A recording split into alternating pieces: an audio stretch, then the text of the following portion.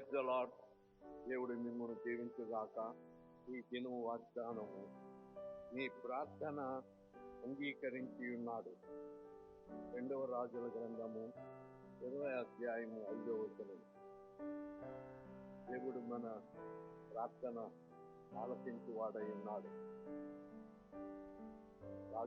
రాజు మనవి చేయగా రాజు యొక్క మనవిని అంగీకరించి ఆయన ప్రార్థన ఆలకించి ఉన్నాడు. అలాగే విశ్వాసముతో చేసే ప్రార్థన దేవుడు అంగీకరించి వాడై ఉన్నాడు. దేవుడి వాగ్దానం ఆశీర్వదించుగాక. ఆమేన్.